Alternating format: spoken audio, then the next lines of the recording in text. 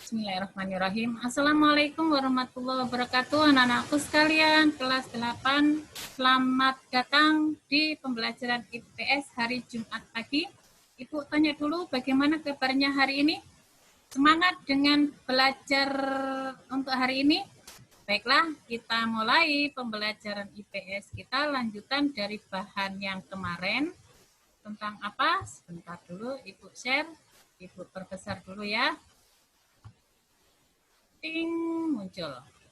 Masih tentang keunggulan dan keterbatasan antar ruang dalam pengaruhnya terhadap kegiatan ekonomi, sosial, budaya di Indonesia dan ASEAN. Pokok bahasan kita tentang faktor-faktor yang mempengaruhi permintaan. Itu tujuan pembelajaran yang akan kita bahas hari ini ya. Faktor-faktor yang mempengaruhi permintaan itu apa saja? Ada yang pertama, faktor-faktor yang mempengaruhi permintaan. Yang pertama, harga barang.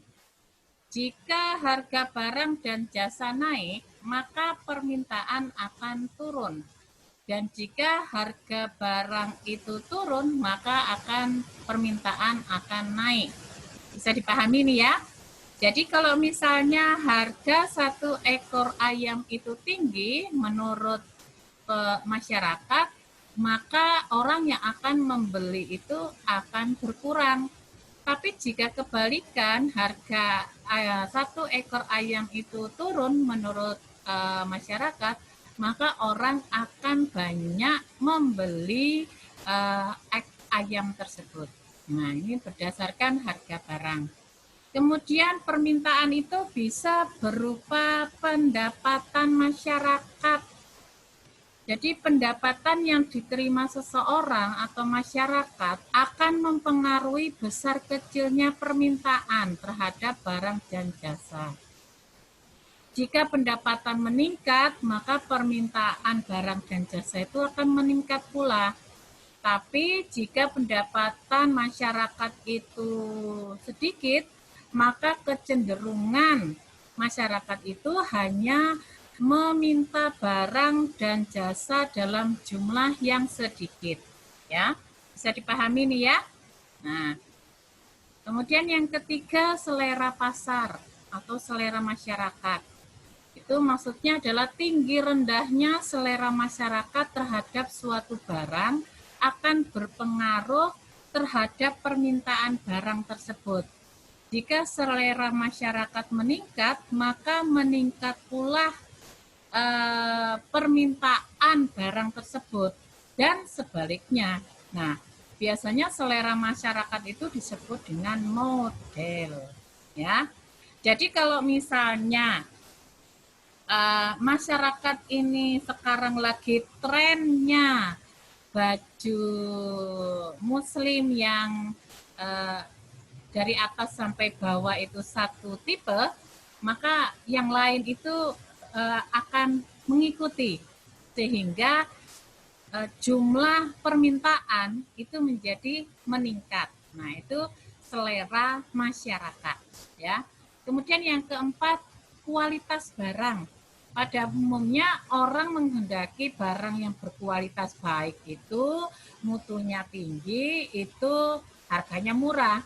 Makanya orang mulai menginginkan adanya barang tersebut untuk dimiliki dalam jumlah besar. Tapi kalau misalnya kualitas barang yang diinginkan itu ternyata harganya tinggi, maka kemampuan orang untuk membeli itu tidak akan banyak permintaannya. Ya. Yang kelima, waktu.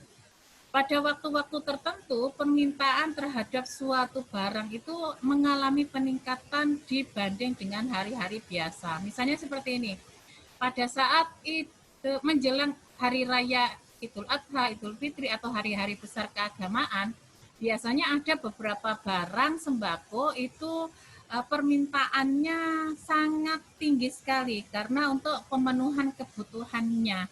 Sehingga kalau dibandingkan dengan waktu-waktu biasa, maka jumlah permintaannya itu akan berbeda. Nah, itu adalah permintaan menurut waktu. Yang keenam, jumlah penduduk.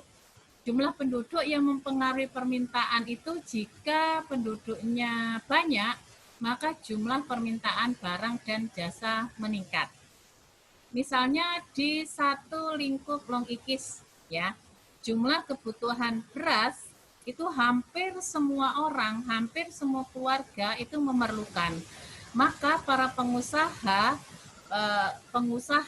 yang biasa berjual beli beras itu akan memasok beras dalam jumlah yang banyak karena kebutuhan di daerah tersebut itu sangat banyak, ya.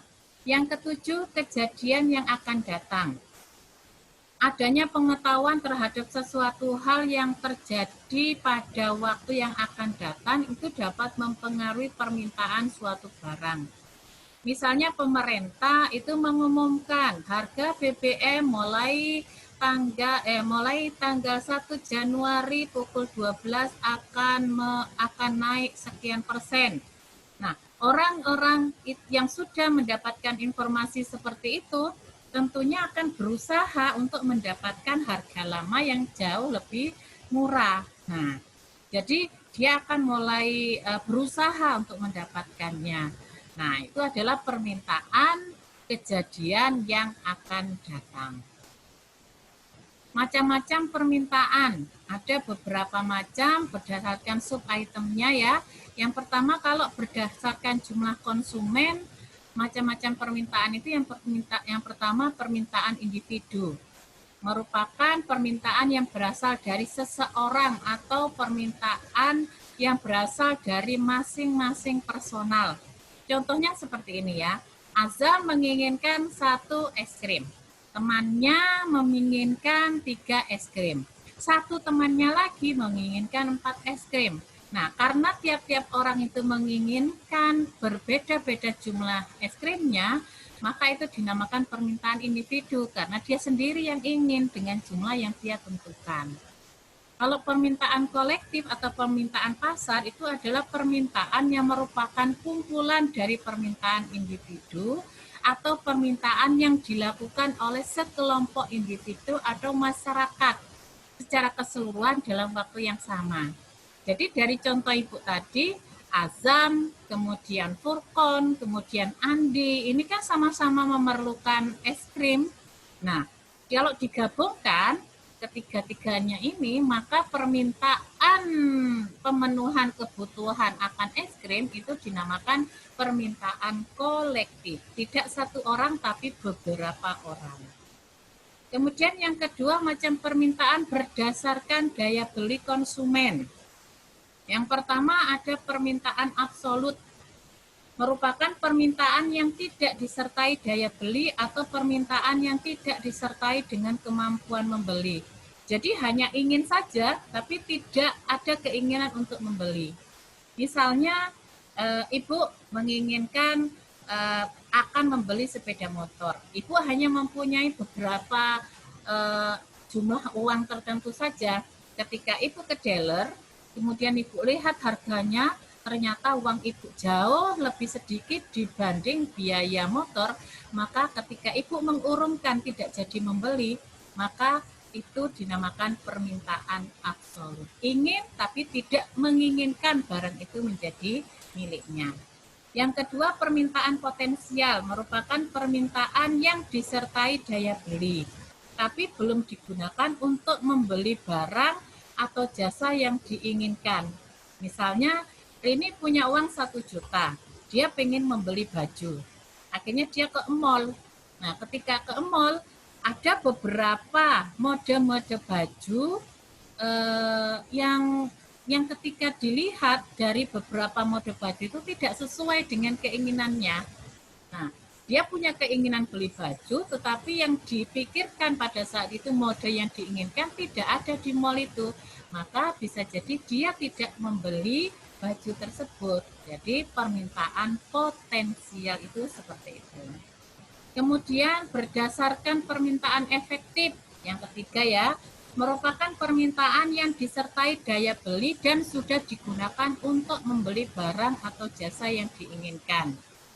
Misalnya ketika pembelajaran IPS jam kedua misalnya, perutnya melilit, aduh lapernya gitu. Kemudian dia punya keinginan, pokoknya pergantian jam nanti saya akan membeli barang yang saya inginkan supaya bisa kenyang. Nah, itu semua dilakukan, akhirnya itu dinamakan permintaan efektif. Yang keempat adalah kurva permintaan, artinya dari permintaan dan bahan yang digunakan untuk pemenuhan permintaan itu dinyatakan dalam bentuk kurva. Seperti apa? Nah, ini permintaannya. Harga mangga yang harganya 15.000, permintaannya hanya 1 kilo saja. Tapi harga mangga yang 8.000, permintaannya 15 kilo orang menginginkan. Sehingga pedagang itu membuat kurva yang sederhana seperti ini.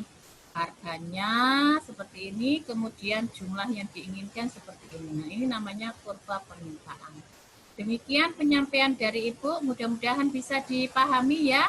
Sekian, Assalamualaikum warahmatullahi wabarakatuh.